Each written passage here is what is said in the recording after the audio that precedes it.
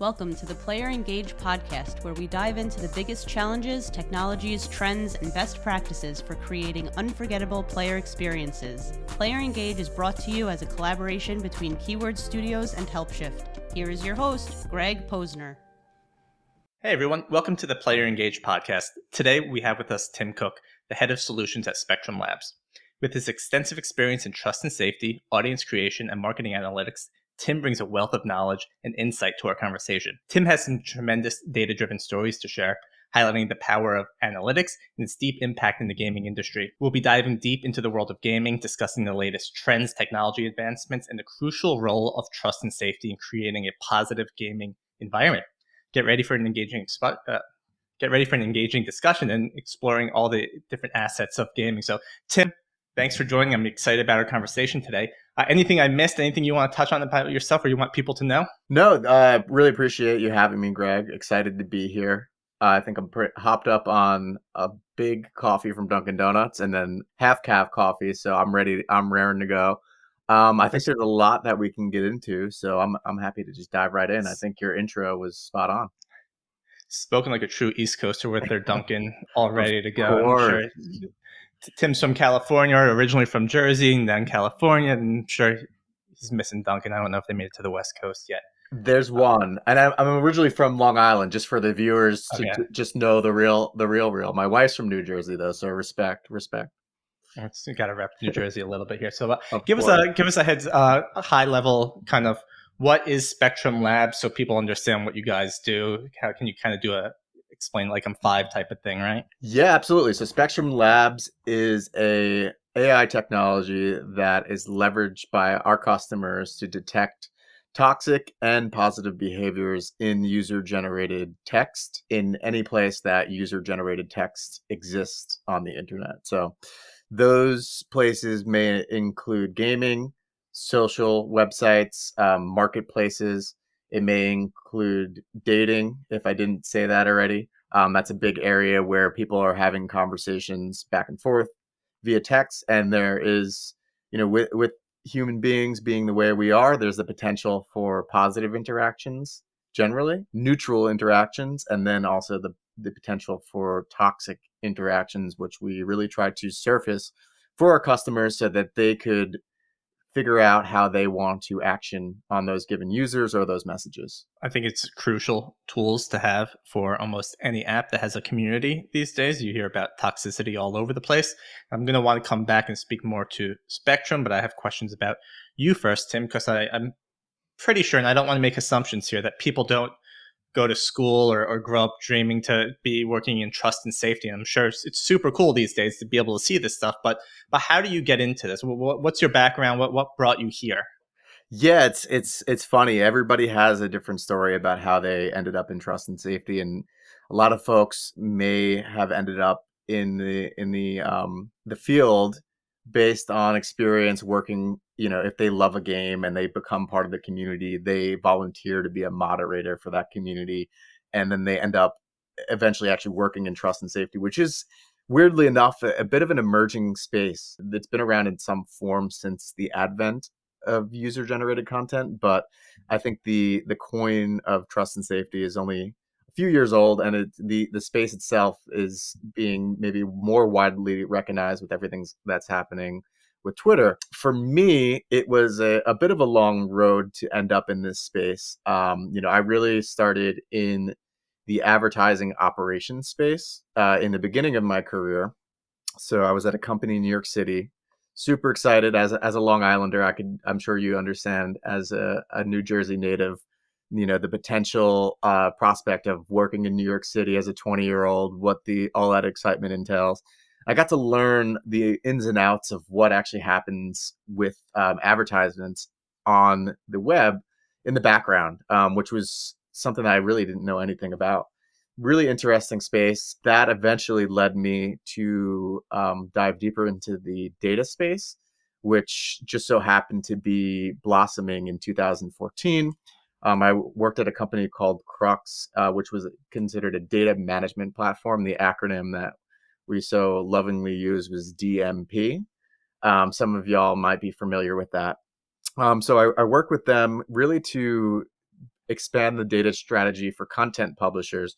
And this is really before the advent or the popularization of influencers. So the content publishers that I'm talking about are the likes of, like the New York Times and companies that are producing news media content or special interest niche content, maybe about sneakers or about music, really trying to figure out how to compartmentalize those audiences so these publishers could effectively sell ads to them at a higher rate. Ultimately, thankfully, Crux was purchased by Salesforce in 2016, which ended up being just a great situation for all of us involved. And it was through Salesforce that I learned about this opportunity in the gaming space. So just a little context. I've always been an avid gamer, really more of a casual gamer. And at the time that I learned about this opportunity, I didn't even know what a casual gamer was.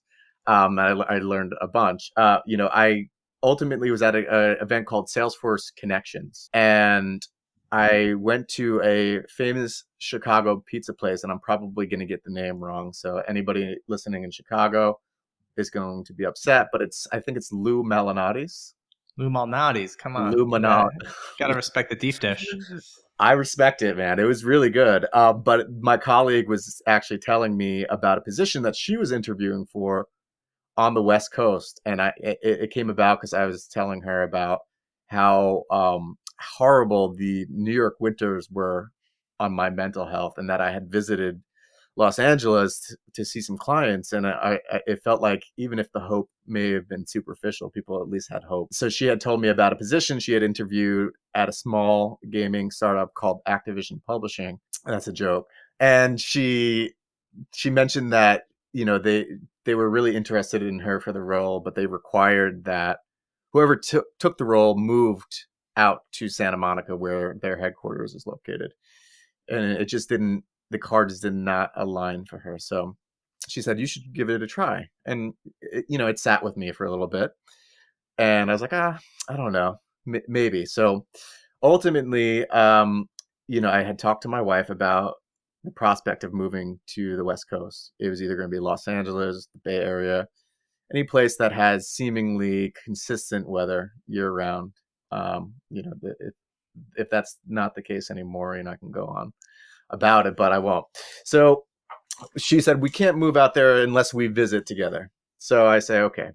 So that makes sense. That's totally fine. I ended up having to buy a suit for my friend's wedding, and it was one of those 2-for-1 deals with Men's Warehouse. I got this blue suit that I actually liked better than the suit I needed for the wedding. And there's relevance to this, I promise. So I go out to California, and I had this vision of myself in this blue suit giving just a kick-ass interview to Activision, that gaming company that I had heard about. And I also had a vision of me in a Mazda Miata with the top down on the 405 in traffic, on the phone in that same blue suit. So it had a crucial kind of impact on me, that suit itself. So at that point, I decided to just reach out to the recruiter for the role. I had the blessing from my coworker, the recommendation from her, which I think helped. And immediately I heard back from the recruiter. I still keep in touch with him. He's a bit of a LinkedIn influencer now. Very great guy. So then I hear from the folks at Activision that they want to do effectively 6-hour interview. And I'm like, okay, this is something. But ultimately, I needed to prepare for it as well. I needed to create a deck, and I needed to convince the folks that were interviewing me that I'm the right person to and effectively what they needed me to do.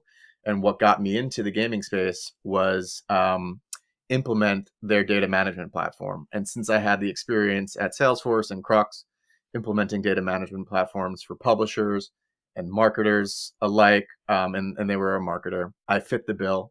I was able to, this is probably too much of insider information, but my colleagues at Crux had tried to pitch Activision at one point. So they had a extensive deck where they had research and all of the things that Activision was trying to accomplish. So I was able to take that information and distill it into a deck I created for my interview, which I was very fortunate to have, and explain to them how I would basically make all of their dreams come true, which I had some inside baseball on because we had tried to pitch them previously. Um, so ultimately, the interview went well. It was 6 hours, which was probably the longest interview process of my life. And then, ultimately, they made the decision to hire me, which was great. And so then they moved myself and my wife out to Santa Monica, and that's why I'm there now. And that's when I started to learn about things like casual gamer. And that started to set the stage for how I ended up in trust and safety. But before I go on, because I can continue on forever, I wanted to stop and give you a chance to ask any questions you might have about that experience. There's a lot of information to take in there, but I think it's all awesome stuff, right? I mean, years ago, like you were saying, when there were before influencers, being able to understand who in marketing, right? What's going to get you the most reach? What's going to get you the most engagement? What's going to get you the most? These are things that I think, unless you're in marketing or measuring this stuff, you don't understand. Like a like in Facebook isn't equivalent to a reshare or stuff like that. And how do you start measuring this stuff? And then you talk too about building audiences, which I'm sure that data that you learned from Crux helped you kind of build out these audiences, right? And then That's right. I could see this theme going on, right? You go to Activision and they say, hey, data, audiences. We can start to put this together. And then I'm assuming whatever, right? But we assume that then trust and safety is a division of there's an audience of bad characters that are out there or good characters, right? And then you start building that out. So I do have a few questions based on this stuff, right? Absolutely. If you're starting a company today, right, you're going to start a gaming company. What are some of the key metrics you think you want to start collecting from the beginning? Yeah, I think out of the gate, it's important to have, the term is your telemetry set up correctly. And that is effectively just your data library. The Activision was an established company for 39, 40 years before I joined. They did a lot of things right. But they're also kind of facing a new world where data-driven marketing, data-driven decision-making was happening, and their competitors like Epic Games with Fortnite, even Apex Legends under EA, they were making decisions with data. So Activision realized they had to evolve, and part of that is creating a data library that captures extensively what you need without maybe exceeding the cost of what maintaining it would be. Now, the good news is that the cost of storing data from a cloud perspective is relatively cheap. So at this point in time, you could create a data library that's extensive enough to capture everything you need and then kind of whittle it down if you see necessary. But you never know what potential use cases could come out of data that you may not even think you need. I love data. I'm a numbers guy. I love analytics. I love all that stuff. And I talk with a lot of people and they want data. But what happens is all of a sudden you get this data, right? And maybe it's formatted in a Power BI or a Tableau or a Looker, right? But Right. how do you drive insights from that data? And I think that's what people forget, that just because you have data doesn't mean it's going to equal insights. So are there Yes. tools? Is it just something with time you learn? Yeah, I mean, so ultimately, it starts with having a relatively clean data set. Otherwise, it becomes very onerous to derive those insights. And then you have a clean, explainable data set. You're able to start to pull together insights based on, it really comes down to time and then the metrics that you are looking at. So, the going back to specific metrics that I'd recommend that people pull is if you're a gaming company, you want to make sure that you're recording your revenue. So any of the MTX transactions, if you're able to record a box transaction, if you're a premium game or even a game that sells yourself for $20, if you're able to record that information, it's important. And the reason why these things are important is because they can be applied to what we call lifetime value of a user, and that's the revenue plus time plus you need to also record the user's information in some way, shape, or form. So when I was at Activision, one of the things I pushed for, whether it was popular or not from a privacy perspective, is just being able to record a persistent identifier for a user. One of the things that is also important to do, and I think I would recommend this for any gaming company that's starting out there, is to make sure that you're respecting any of the laws, the privacy laws, whether it's GDPR, CCPA, anything else that may arise around that user's information, so that, but it is important to capture that information. So whether it's an email address, or if you generate a ID that's associated with that particular user, or if it's a username, that information just becomes very critical to understand your users' behaviors. You can tie that back to revenue. You can tie that to specific behavior within your game. So you may be able to measure what kind of modalities within a game your users interact with the most. It helps with so many different things. It's hard to even list, but it helps with decision making as far as assets within the game to create. It helps with creative decision making. It helps with advertising, personalization. There's so many different things that understanding your user can help with that. It's almost invaluable. I think from, it's a necessary investment for any startup gaming company that's out there. Yeah, I like what you're talking through, right? I think lifetime value is something that maybe people think about, but they don't really know what makes up lifetime value. Maybe they just think it's how much time Tim or Greg spends in my app. But if I'm out there promoting your app, if I'm out there praising your app and bringing people to it, but maybe I don't spend $1 an app, there's still value there and understanding that and being able to measure that. And it's funny that you talked about this next one, which is the persistent identifier. Yes. Because I have been working in this industry now for probably 5 years. I always thought, why don't we have just this common identifier? So if someone logs on their phone, or if they log on their browser, or if they log on their Xbox, we don't know who that is. And it seems like it's I know there's tools out there, there's things like PlayFab that might be able to help with that, but it's such this interesting problem that I see in this market that it's not easy. It's not easy to understand who is who cross platform. So it's interesting to hear that. So now that you've kind of transitioned from this audience building and these data driven kind of decisions to Spectrum, I guess I have multiple questions, right? But what learnings have you come from audience building that do translate well? Because it does seem like it's kind of two separate worlds. You still are dealing with an audience, but go on. Of course. So there's a big overlap between the two, and I think it's super interesting to think about communities more holistically. When I was at Activision, we really focused on communities based on their interest, based on certain propensities to churn, propensities to buy. The kind of sentiment layer is another component that can be added, and I think it's important to think about when you think about your community holistically. Is in the trust and safety space, we now have the ability to identify a couple of different things. So there are positive users, which is you can kind of quantify as maybe you can decide on a sliding scale what you want it to look like, but you could have 10 to 15% of your users be what you may consider positive, and there's parameters you could set around that. Then there's this percentage of users which are neutral.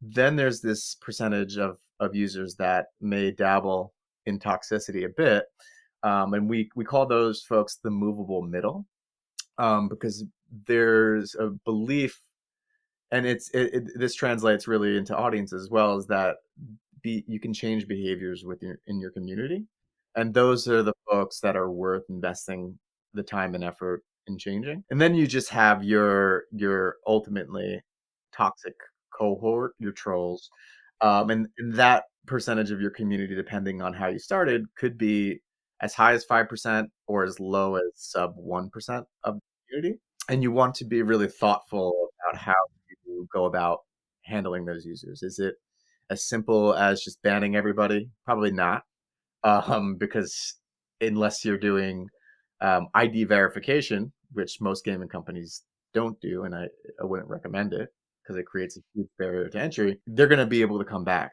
So ultimately you want to think about how you slowly shift those behaviors over time, or you continue to weed out some of those trolls.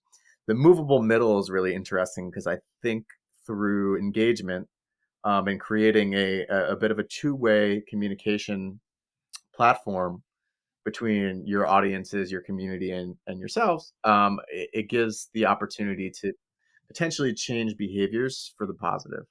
And what we've seen is working with some gaming companies, some social media companies, by implementing some auto redactions for hate speech, by implementing some redactions for other nefarious behaviors, and letting those in the community know the reasons why these things might be redacted. It's actually shown a positive impact incrementally as far as the community itself.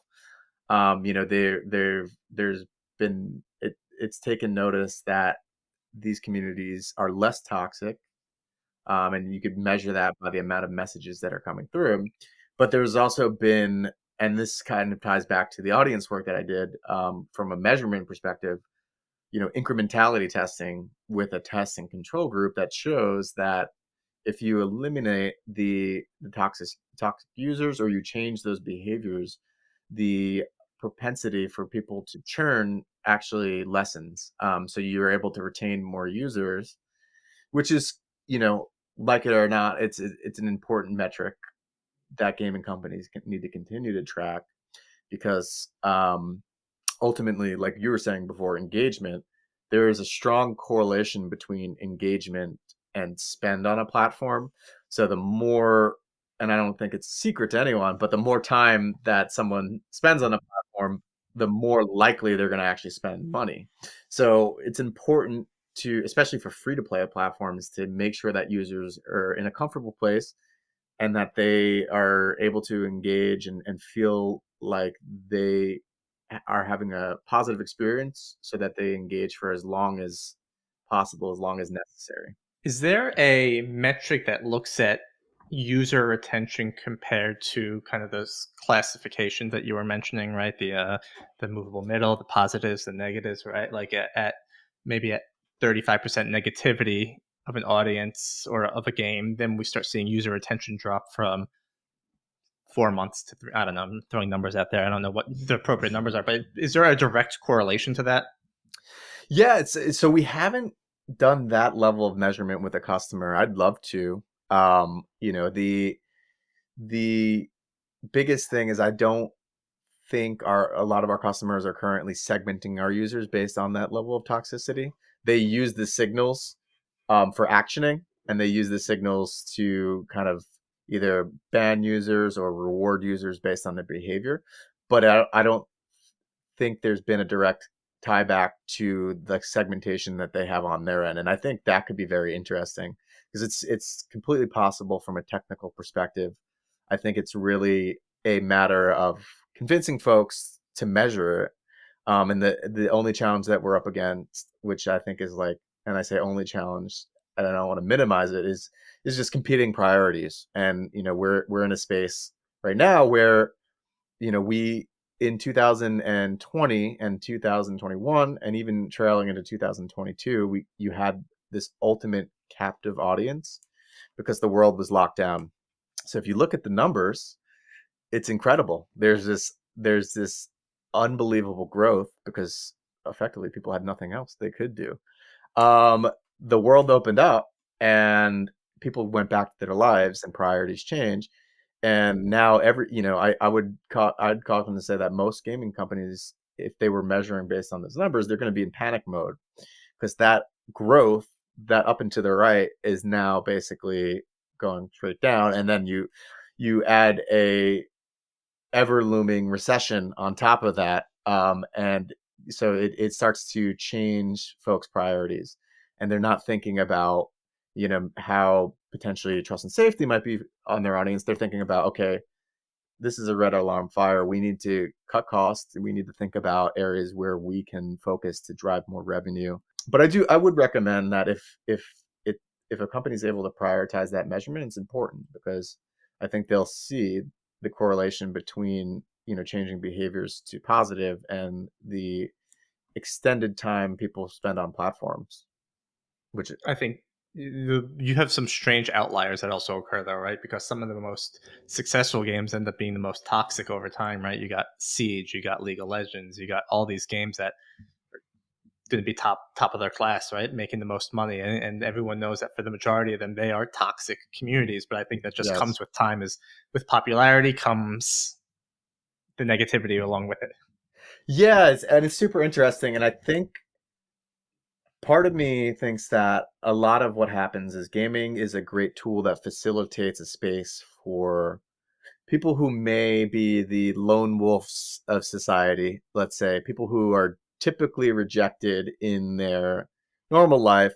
And I'm not saying this is every single gamer, because a gamer profile is extensive and way more extensive than it was in like 2006. It could be anybody's a gamer, basically. But I think gaming invites people that it gives people an opportunity, and it gives them an outlet that they may not have in their normal life. And these are potentially hurt people. And there's that phrase, hurt people hurt people. And I think that they may not know how to interact with people beyond putting hate in the world, putting toxicity in the world. And I would really love is for us to use technologies like us, our customers, to really try to address these people and give them a place where they feel belonging. And I think, maybe, hey, that's not okay to be terrible to somebody, but we love you, we care about you, and it's going to be okay. You have a home here. I think there's something culturally that we can do and to shift behaviors of these people, because we just live in, and we may have always lived in this age where were a lot of lonely people out there, but they just didn't have the ability to connect. They just sat at home and maybe read books or lived in a shed, like Ted Kaczynski, and we don't want anything like that. So now these people have the ability to connect, and they have an outlet. I think if we're able to identify an area of hurt for these people, and give them a sense of community, a sense of belonging, and not jeopardize that, or change or make them question the trust that they have. I think it could help. Maybe this might be a stretch goal, but heal some of the pains in society. If I think if we could get to somebody who's being radicalized before they end up on 4chan and start reading racist, you know um eugenic material, and start believing things, because what's happening in that situation is they're feeling accepted by some community, and it's not a good community to be accepted by. So if we can use gaming, which is a community that they're able to join at their will, to try to change these behaviors, give people a sense of belonging, give people some type of purpose, I think we can do some real good in the world. I want to connect a few points here. I agree wholeheartedly with everything that you mentioned. I really would love to kind of do a push, and I've been talking to people about it, is like rewarding good in gaming, right? And Yeah. I want to get to a point where we can talk about how you measure positivity, because that's an interesting one. It's easy to say you're a hateful person based on what you say, but how do you measure that? But a while ago in our conversation, you brought up the fact of user journeys and customers experience, right? And I think this is going to be essential for your quote unquote movable middle, right? Because these are the ones that we can influence. And if we give them the right space, we give them the right surroundings, we give them the right journeys, they'll be positive, right? And by rewarding the positives, you can also then help sway that. But it's all about these custom journeys. And when you're working at Spectrum, do you ever go or think out loud or go to a company and strategize, saying, hey, if we create a specific journey, and I feel like this is outside your purview, but like if you create these specific journeys and with your audience background, we think we can help shift the tone of this subset of the movable middle. Yeah, I mean, to the extent that we can, I do that, and we have seen some success there. I think what happens is we tend to really work with the trust and safety folks, and the people who are facilitating journeys are either product or marketing teams, and at the times where we can get in front of them and work with them on these things, I think we are able to implement positive change, and leverage positive behaviors and positive measurement to encourage people to do good things. Now there, and I was lucky enough when I was at actually the DICE conference, and I was lucky enough to be part of a roundtable about rewards and awarding people, which was a super interesting topic. A thing that, especially in trust and safety, and just shifting behaviors that you want to be really cognizant of, is making sure that people are doing things for the right reason. So not, what happens in gaming is people will game a system. So if we have a reward for being positive, you may create, and it's the right thought or right process is not built around it, you may create an environment where people are actually just gaming the positivity, and it creates almost like this toxic positivity in a pursuit of just getting whatever the reward is. So it's such an interesting dynamic, but I think there's ways to do it that you could be thoughtful, mindful of that. And to your question though, I'd love to do more of it. It's just a matter of getting in front of marketers, product people, the people who have the pull to make these things happen in game. Yeah, and Tim and I had a conversation a couple weeks ago, and we're around the same age. And I think we both grew up in the era where GTA 3 was mind blowing and came out, but then all of a sudden everyone started coming out and talking about how video games are helps or encourages violence and guns. Yes, And I think as a gamer back then, I'm just like, how are you making that connection? Like that doesn't make sense. And I get where people are coming from, but it's completely wrong. But if we need to change that stigma, but it's an interesting point. I didn't really think about it. If yeah, people are going to game the system if you're giving away a prize or something, and people see that, you're going to create this new terrible subset of possibly. negativity, positivity, negativity. I don't know, right? Like Yes. it's a interesting dilemma to be in. It's an interesting dilemma, and that's why I think any decision, it just has to be really thoughtful. But yeah, going back to your point about the stigma around gaming, and you still see it today, and it's happening again. It's easy, it's with movies, it's gaming. It's very easy. If something happens, just pick something to blame, right? It's easy to make an extremely complicated issue and then pick something to blame. And there, am I going to just turn a blind eye and say that like the ability to maybe kill a hooker and get your money back in a game is not going to have any impact on somebody's psyche? I wouldn't. It would be kind of foolish to say it wouldn't, but I would also say like, and this is a really impactful area for me. It's a really meaningful area for me because when I worked at Activision, the number one game that we put into market was Call of Duty. And Call of Duty is a game where, if people don't know, it's a first person shooter. And those are typically the first games that get blamed in an event that, a shooting happens. And unfortunately, over the last few years, these things have been happening. But I think it's easy for groups to just throw it at gaming and say that's it, that's the culprit, that's the only thing, and ignore the deep rooted societal issues that allow for these things. So and the thing that brought me comfort in those times was, okay, well, these games are available in Australia. These games are available in Canada. They're available in the UK. They're available, and we're not seeing the same impact. So, you could easily blame gaming, but if you look at the control group, which are different countries, you can start to understand that there's more of a societal issue at play. And that's why, going back to my earlier point, I think there's an opportunity for gaming as an outlet, because I do think as whatever impact it may have on folks in a negative way, there's probably 10 times more of a positive effect. One, because of that outlet for people, but also I think too, because it gives people a sense of community. I think there's an opportunity for us as trust and safety professionals and as a gaming community world, a generator, I think, to really change behaviors in a society where, things have maybe gone awry, and behaviors that would not be acceptable at all in, before 1990s are now just commonplace. Yeah. And there's definitely the need for trust and safety these days with the growing communities, both online, on Discord, on forums, and stuff like that. But how does I'm changing the topic of discussion a little bit here, Of but like, course. how does an indie company with maybe few people working on a game how do I manage a community with these tools? Like, are you providing resources?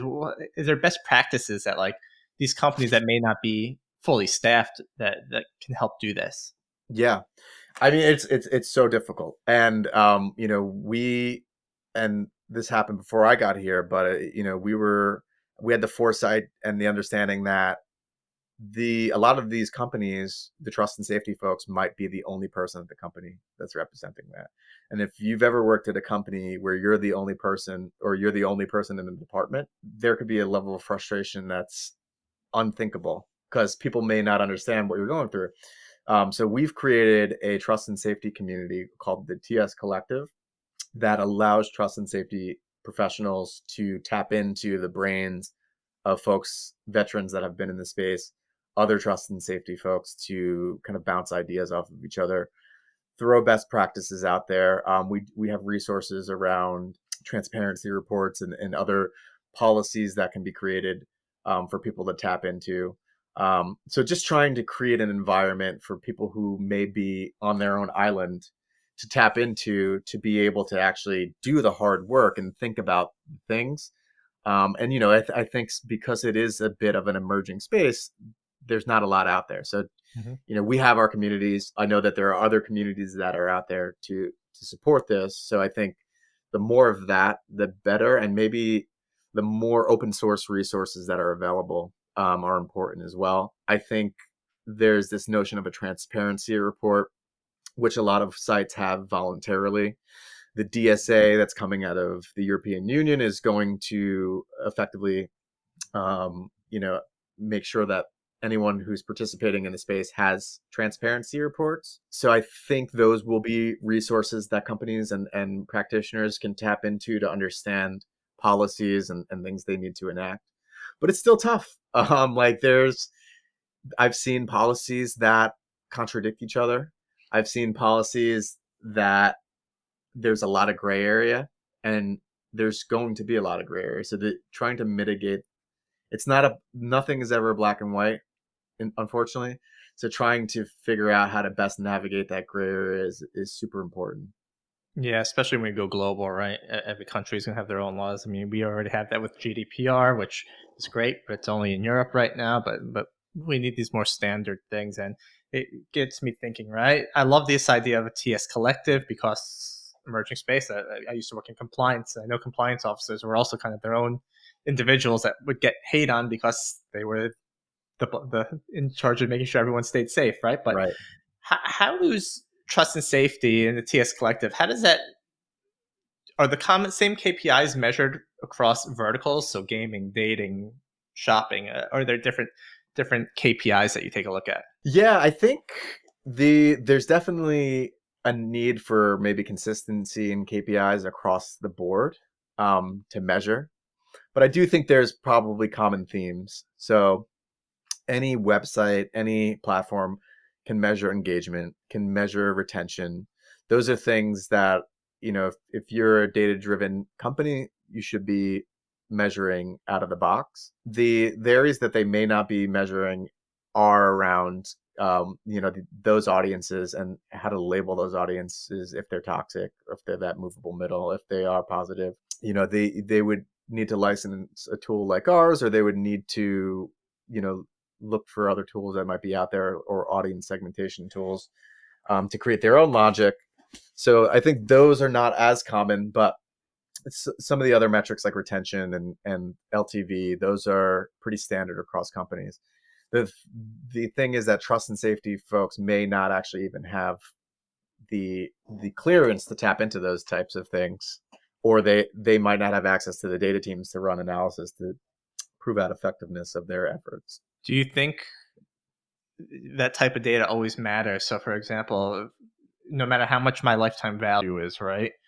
If I start doing something and become part of that negative set, do you want the trust and safety team to be able to understand, hey, Greg is a high value customer, we have to take it easy? I think to myself, yes, that is important, but also I think to myself, no, you got to kind of play neutral here. But it's a company, and the company wants to make money at the end of the day. But I'll leave that question to you. Yeah, it's a very tough question, and we kind of remain agnostic there. as a company, but we leave it up to our customers, and our customers are saddled with pretty difficult decisions. What if you have your number one most toxic user is also your whale and is your highest spender? What do you do, especially in a time like this? And we ultimately leave those decisions to our customers. And there could be times where the higher spenders get more grace, and I think it's a reflection of the world that we live in as well. So somebody who commits a white collar crime may get a year in prison because they're generating millions of dollars as a business owner, and then someone might be in jail for 15 years for a weed offense. And it's such a strange correlation with how society is. It's a tough area. It's a tough gray area for sure. Do you think and maybe there is already, and I'm just unfamiliar, but is there ever going to be a time when Spectrum shares data with other trust and safety? Is like a global list of offenders, right? And this might go back to what we talked about earlier with the persistent identifier. Maybe and that doesn't exist, right? Or who knows, right? But do you see a place where in the future this type of data is similar to the no-fly list, where it's shared everywhere? So there are companies that do that, and there are even gaming companies that are looking at building collectives to facilitate this. For us, we don't necessarily transact in known data, so we've made the decision to kind of opt out of the PII space and not act as a data processor. So we basically tokenize and anonymize any of the personally identifiable information we get.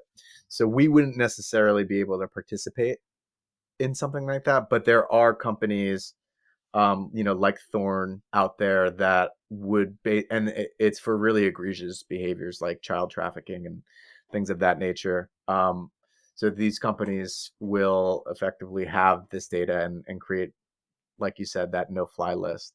And then there are big gaming companies that have projects where they're looking to create a collective of toxic users.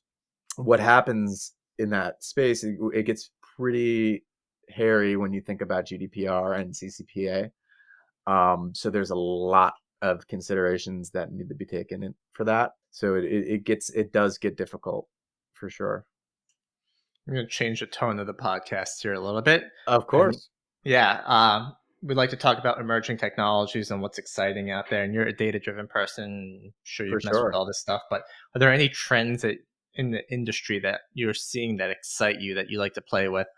Yeah, I'm really excited, and you probably will hear this from everybody, but the prospect of generative AI in gaming, and what that could do from multiple angles. So we talked a little bit earlier about that two-way communication between a user and the company. And if you're a small indie gaming company, you may not have the budget to hire somebody to just talk to everyone that's out there.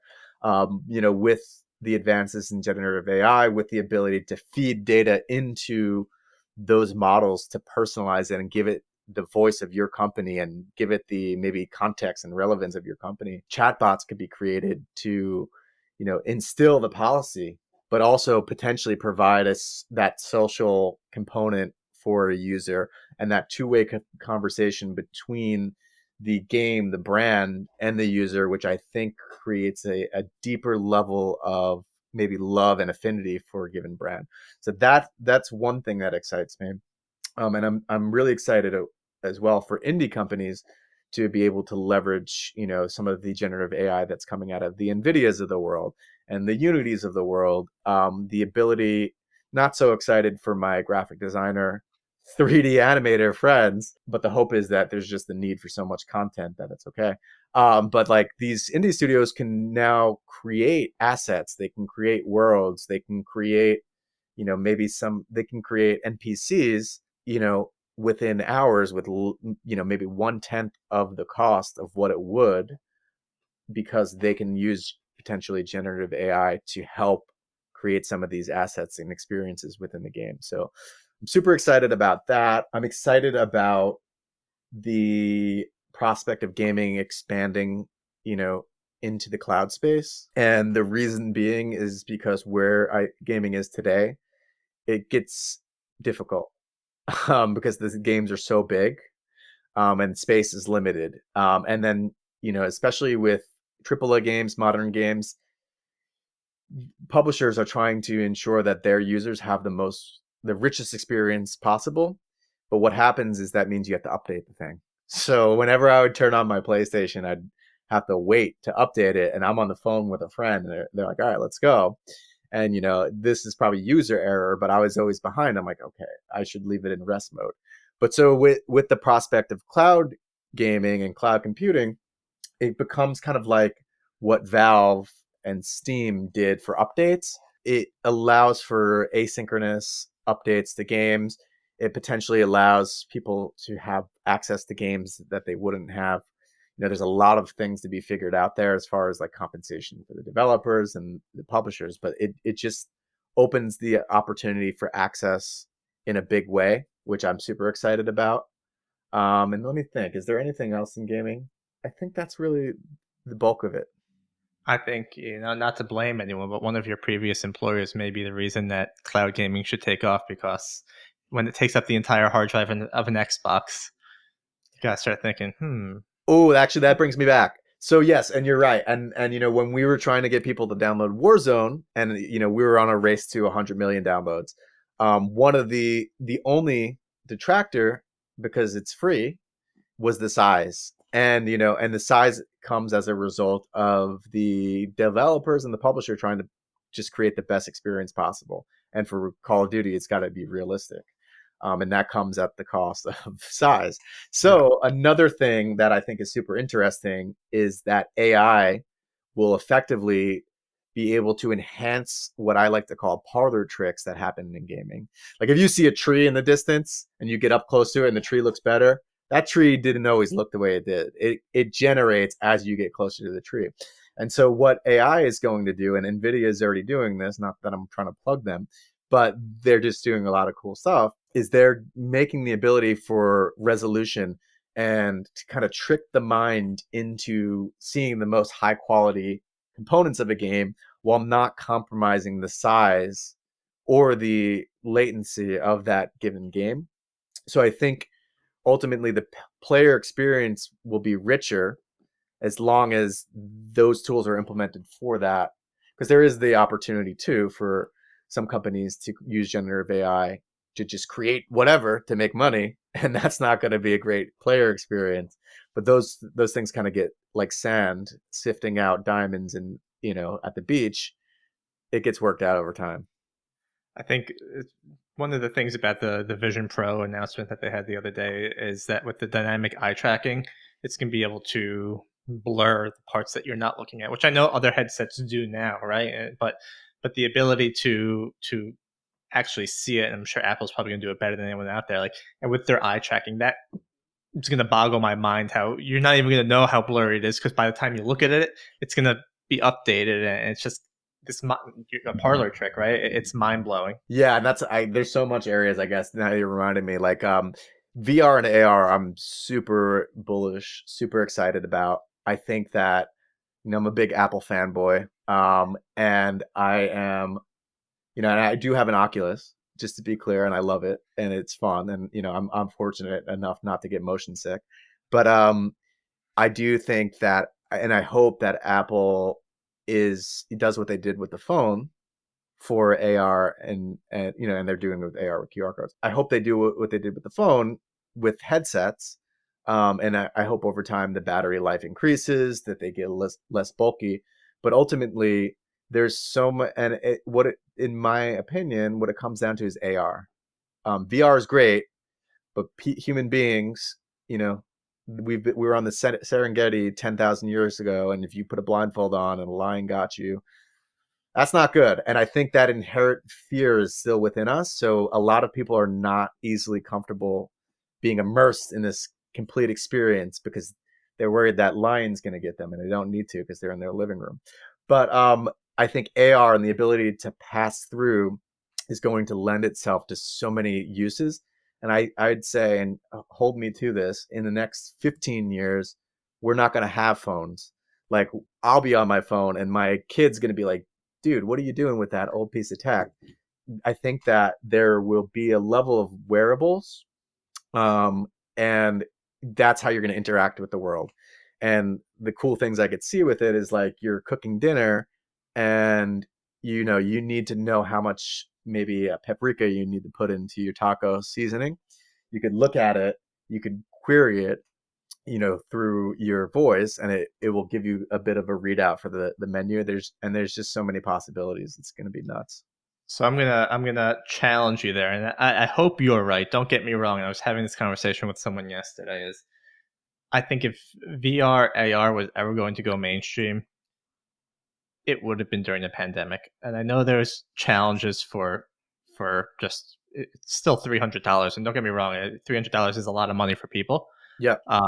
But it was fairly cheap, and you were locked up in your house to begin with. And Yes. if you wanted to get out, you could have been. And I think we're now entering a state where people want to get out of their house. And luckily, Yes. being in on the East Coast, we're now getting Canadian wildfire smoke coming in again. So it's like we can't Yep. go out again. But Right. I do hope you're right. But I see it being troublesome to go mainstream, with the exception, and I remember this years ago, maybe you do, Microsoft had the HoloLens.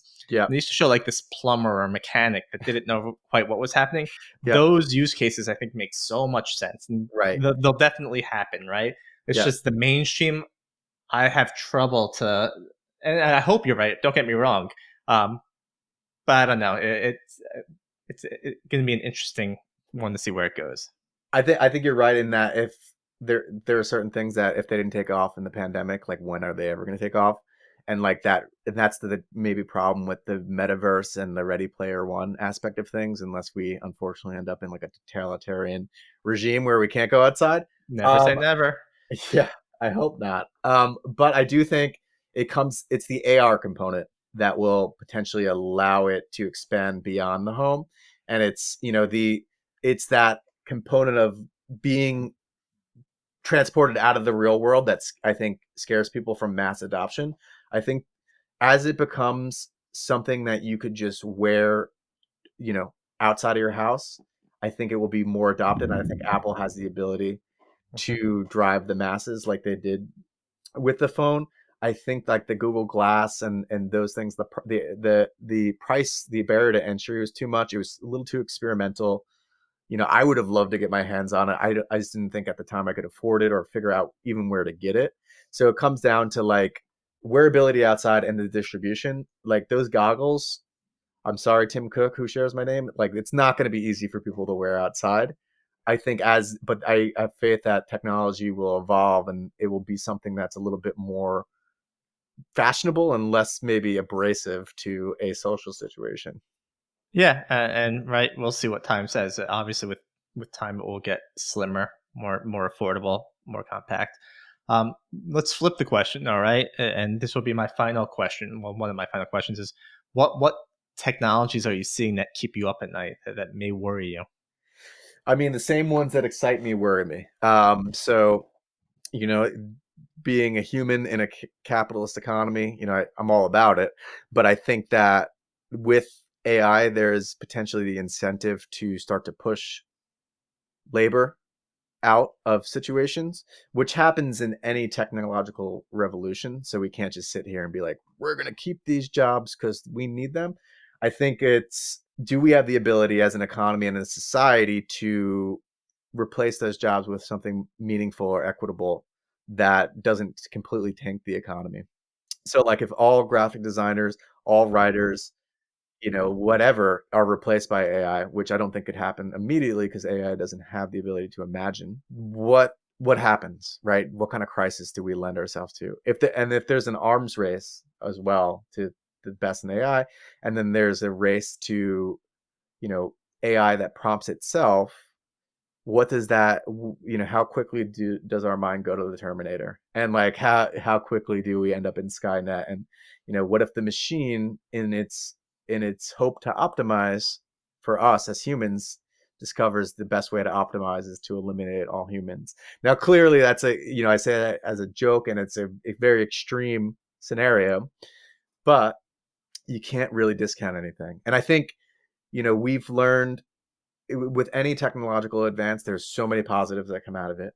but there's always going to be unintended consequences. The one thing I would plea to just anyone in the space is, let's be really thoughtful about the decisions that we make. And if we're racing, if Google, Microsoft, Apple are out here, and ChatGPT, OpenAI are racing to create the ultimate product, let's just be thoughtful about every decision that we make and make sure that we have the provisions in place to prevent any harm that could be caused, because it opens the door for scams and anything you could think of. To your point, there's always going to be bad players, right? Of It course. goes back to trust and safety at the end of the day, right? You could have the best Exactly. tools in place. So I think that's what it comes down to. And it's really all I have for you, Tim. I have one last question, but I'm going to kind of lead you out here so you can finish with it. I Sure. appreciated our conversation. I think it was great. I think we learned some great stuff about audiences, about data, about trust and safety, about how to build this stuff out. I think it's great. The last question I'm going to have for you is usually one I ask in the beginning, but we got right into the conversation. And then you could also say anything you want the audience to know about you. But what games are you currently playing? You said you are a gamer, so what excites you? Yeah, so I'm a bit of an old school gamer, so I end up playing like Super Metroid from 1994 a lot, at least once a year. But I am, like I said earlier, a casual gamer. And usually casual gamers are more Nintendo folks. So I'm currently playing Tears of the Kingdom. I just beat my third temple, the water temple. So I've got the sky, fire, and water down. So now I got to go to the desert and beat that one. Been having a blast with it. I got to check how many hours I put into it. But since I've been doing so much traveling recently, it's given me the opportunity to play, which I didn't think I would be able to make the time for. But you somehow find the time. So that's one of them. Another game that I'm a big fan of is an older one, and it's a great case study in how to right size things. And that's No Man's Sky by Hello Games. They came out in 2016 and really just disappointed the community. And over the last, 7 years, we're able to deliver just an amazing experience for that community. And what got me back into it, and what actually got me to spend $60 again for the PC version of the game, was to be able to play in VR on my Oculus. And what an experience that is. It will be a Saturday night. My wife will be focusing on her writing or watching a TV show, and it'll be 2 a.m, and I'll be mining a planet somewhere, and then realize that, oh my God, I'm just in my closet. What's happening right now? I agree with you, and I hope secretly, not secretly, I really want Redfall to succeed, and it's not doing great right now. But I'm hoping it take one from No Man's Sky, because that is probably the best case study for how to Honestly, fix yeah. yourself. It's super. I mean, it's very respectable what they did. Yeah, It's nuts, and I think other game companies can take a page out of their book. cool. Is there anything else you want to just say, or let people know where to find you? It's up to you. Yeah. No, I appreciate the time. If you want to find me, I am on LinkedIn. I like to post some tongue-in-cheek material on there, but also some serious stuff from time to time. And ultimately, I'll leave off with, I'm optimistic about what we can do with the technology advances that we have, and where trust and safety is going, and hopefully the ability for us to make a better world in general.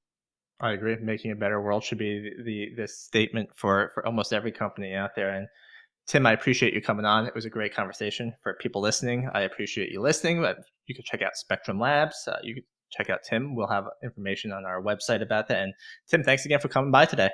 Of course. Thanks for having me. You have a great day. You too.